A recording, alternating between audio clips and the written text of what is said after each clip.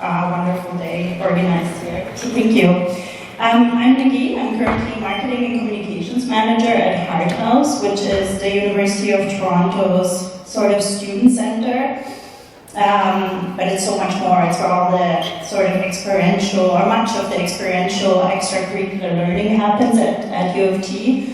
I manage a marketing team as well as a variety of different portfolios that support the different programming that happens at Heart House. And I've been in this role only 4 months. However, a year ago, I had the great privilege of working as International Communications Advisor in the office of the VP International at U of T, so that's the international portfolio of the university.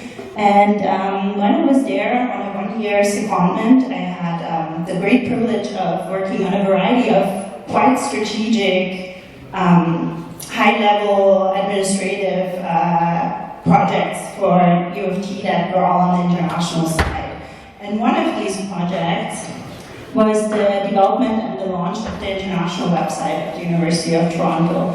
And I was just thinking it's interesting timing because it launched exactly on November 30th last year, so my baby is now 1 year old.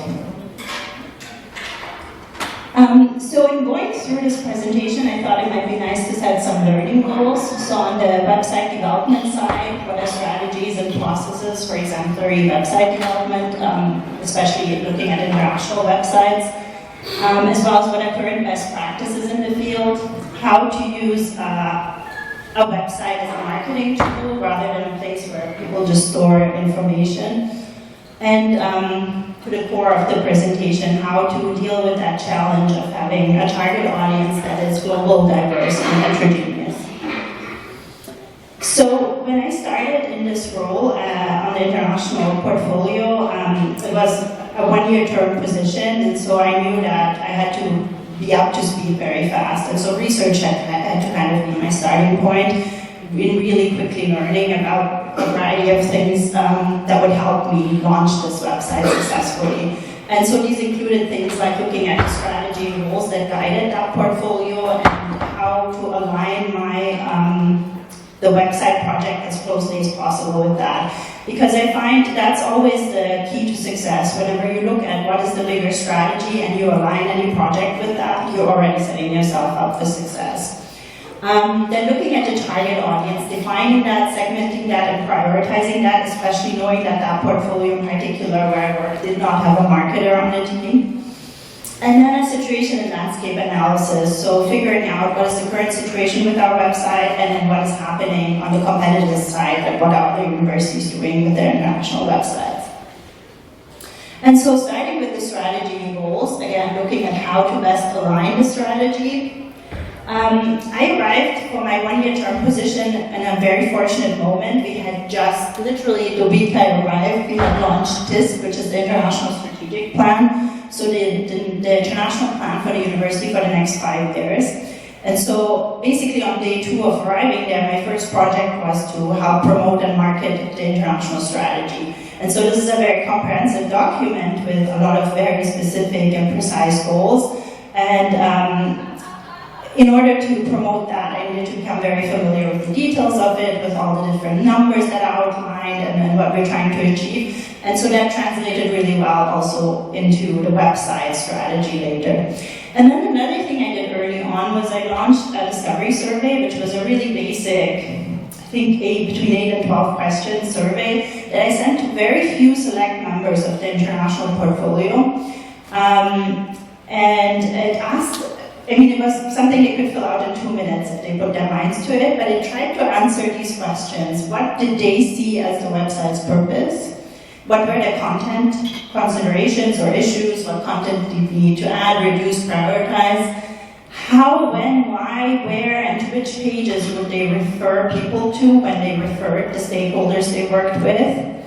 And then, obviously, because they were getting a new website, I wanted to know what their expectations were, like what was their wish list for their brand new website. The discovery survey outcome on the user interface and user experience side, the feedback was very much as anticipated from my side. So they could all see what I could see as well, that the menu needed to be improved, that the descriptors were not at all intuitive and needed plenty of work. They asked for 2 to 3 clicks to find content. I actually defined it in the goals as 1 to 2 clicks because I think that's doable. And the word clutter was used a lot. So that's really content, but in a way the content was so messy that it was messing with the user experience, and in that sense it was clutter. So we needed to work on reducing the content quite a bit. And on the content side, they asked for a clear value proposition, so what they do, who they are, they knew that really well, but it wasn't translating to the website and how to better do that. A more dynamic lead generation, and then focus on key contents, which were defined as the regions, of course, that we're active in the world, as well as projects and impact. And the biggest piece of the survey was really around vision, to make it more inspirational, aspirational.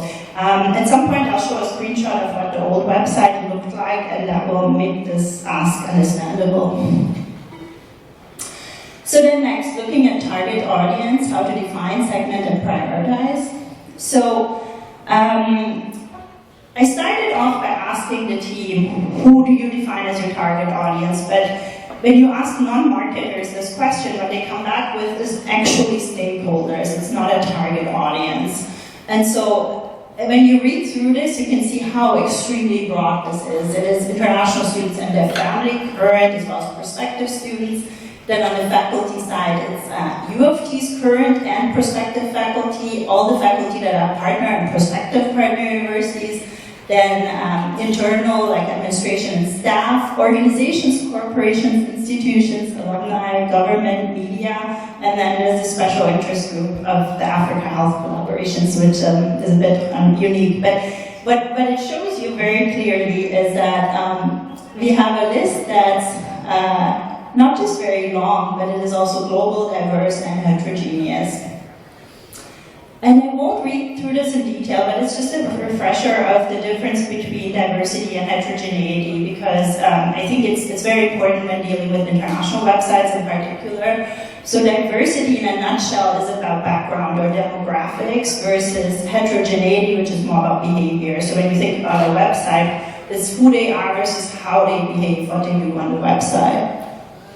And in this case, of course, we had both. And so I tried to guide the team through an exercise of getting from a stakeholder audience and understanding that these are stakeholders, not a target audience, to an actual target audience. One of the things we did kind of early on was some encouragement. We arrived at the fact that we could eliminate some of the groups. And so the reason for that was because I could make a very clear case that these groups were already really well taken care of by other websites in the U of T universe, and well taken care of and easy to find websites, so that we really, could kind of cut ties with these groups. Then there were these groups with whom we absolutely could not cut ties, but again, there existed already great content elsewhere. And so here what we did is we managed it through some cross-linking that's very prominent on the site and helps people arrive at the right content without duplicating it. And then finally we arrived at 3 groups, and I pushed really hard to prioritize them because that helps later make the discussions around content or what should go, what gets the highest, the best prime real estate on the website easier if we have to find it at this point. And all of this exercise, ultimately what it's about is reducing and prioritizing content. So from there, we went into a situation and landscape analysis. So we looked at the current website as well as the trends of in the market, what other universities were doing. So I said I would share a screenshot of what the old website looked like, and this is it, just before we moved over to the newer one. You can see the descriptors are indeed not at all intuitive. Even for me, after almost a year of using this, I could not find content easily. And I started by analyzing this website through a SWOT analysis. Again, I won't go through all of this in detail, but we look at strengths and weaknesses on on the internal side, internal to the website itself. Then we move into threats externally, like what threats could there potentially be as we're relaunching the website. And then opportunities are bundled kind of together with market trends. So what were other people doing that we could implement as we're renewing the website. So there, obviously, we were looking at modernizing and adding more elements, making more multimedia, making it more engaging. We looked at collaborating more as our website was becoming more user-friendly and also more presentable, hoping that these other organizations we worked with would cross-link more to us. And then, of course, the core of this, being more strategic about how we target, who we target, and then engaging those audiences. So going back to the learning goals, I showed you a little bit about website development and how to align that with institutional strategic goals and why that's really important. I walked you a little bit through how to do a discovery survey. That can be something really simple rather than a huge project that needs a lot of working through in the end. How to do a SWOT analysis, specifically in web with websites.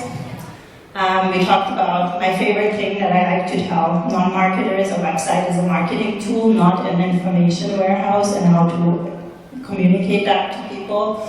And then only being really the gatekeeper and only allowing highly relevant information to the target audience to be added. And then finally, how to deal with this issue of having this a target audience that's global, diverse, and heterogeneous, and really drilling down and defining and prioritizing by figuring out who you do not need to target. And so with that, I'll show, so sometimes when I do this talk, I show the live website. I've lately been doing it through screenshots. It's a lot more impressive when it's live, so maybe in the end I can show the live side as well. But for now, I'll just walk you at a very high level through some of the screenshots of the site.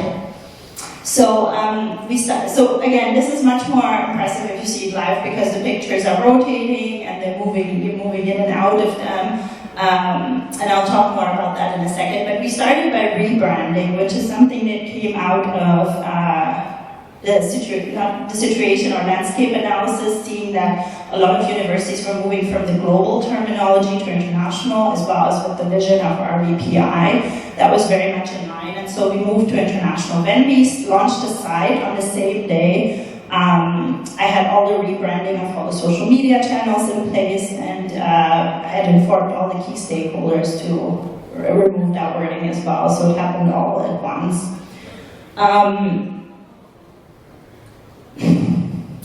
So next I want to talk a little bit about this banner. So there's a few images, I'll just click through them slowly, but they represent the 8 key regions that the University of Toronto is active in the world, with at least one visual each. And a few notes about the pictures that are all over the website. Also, every picture I used on this presentation is from that website.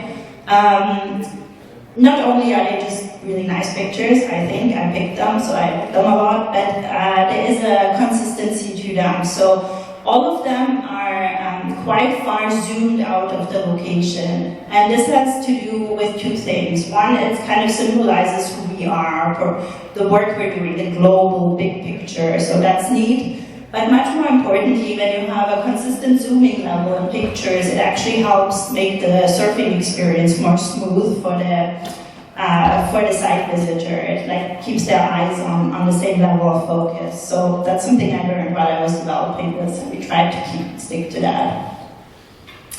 And these are all the images. Then next, moving to the home page, which is obviously your prime real estate and needs the most focus when you're developing a website, and that was certainly the case here. We spent a lot of time on it. We started by saying who we are and what we do, but in a very concise manner. Then the rest of the page is a scrolling website, as most of them are now these days, with different blocks that can be exchanged. And the focus here is very simple. It's defined in a strategic document I wrote as content that our target audience is looking for, as well as content they are maybe not looking for, but that we want them to find.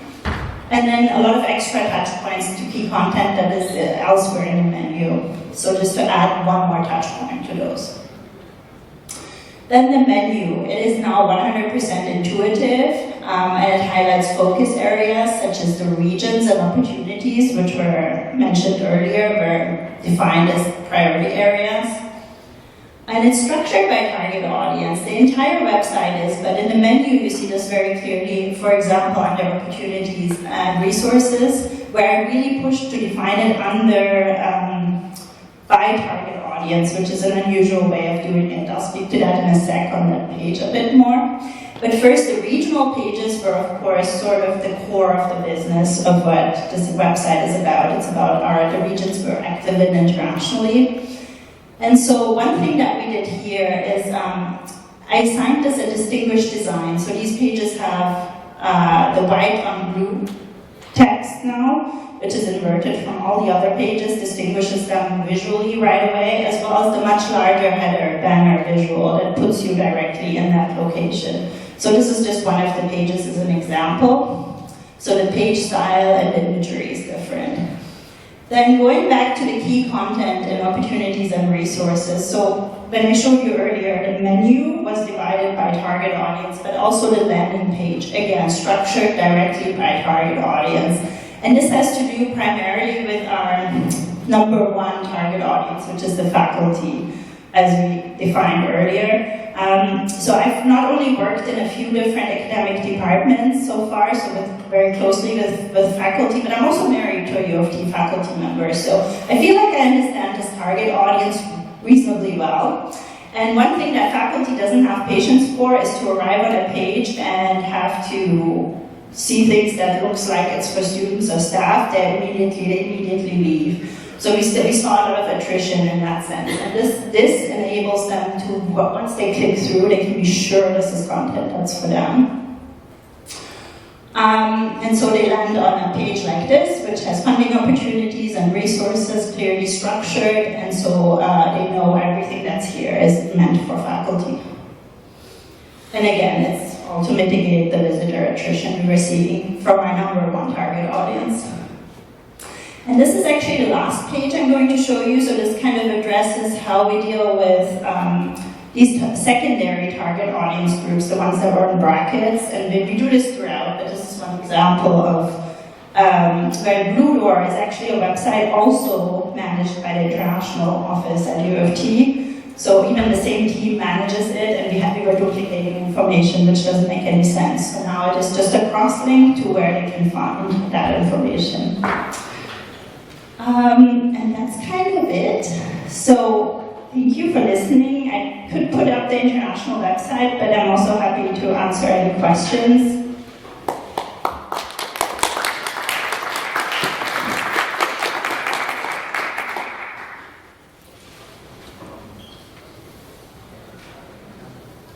Do you want to help me?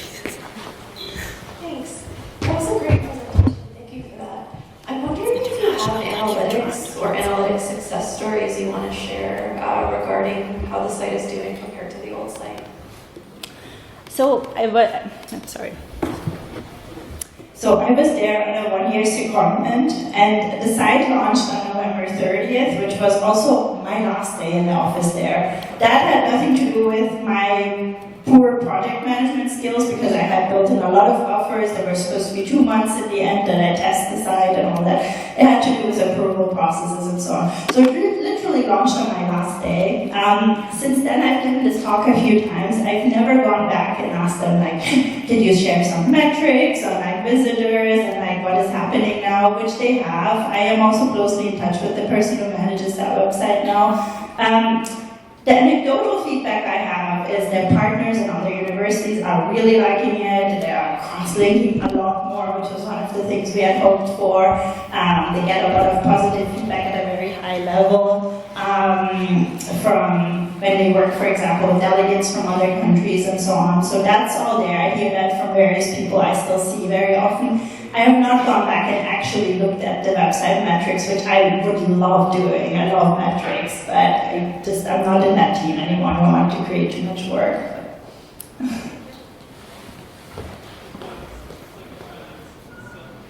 Thanks. The rebrand aspect of it, I mean, that could be a whole year of work in itself. Did the rebranding, was there already an idea to start rebranding it from global to international before the web project happened? And also, like, I guess I'm just interested in the process, because even getting all the social media accounts changed on the same day, I mean, we've seen other universities change names, and that doesn't happen. That's a great question. So there was, even when I started, the idea being tossed around of moving from global to international, so that was there. Then there were some, in the SWOT analysis, that also was identified. We had major branding issues on this website, starting with a kind of grandfathered logo that existed only in a blurry format to begin with, and they were somehow allowed to use because they were a very important portfolio. Nobody else at U of T would get away with that. But so this need was there anyway. The idea of international versus global was kind of liked by the senior management, and then what helped was this landscape analysis that I did, showing like these are partner institutions, this is the ones that recently moved to new websites, and they were doing that. And then the social media channels, I say channels, but essentially it was more, we had a very popular, back then, Twitter account, and that was it officially. Then the executive team had their own socials, so I asked them to change that. But it wasn't too dramatic. It was more also looking at other websites across U of T to make sure the important ones were, using the new naming. It was not terrible. I think we were pretty efficient, yeah.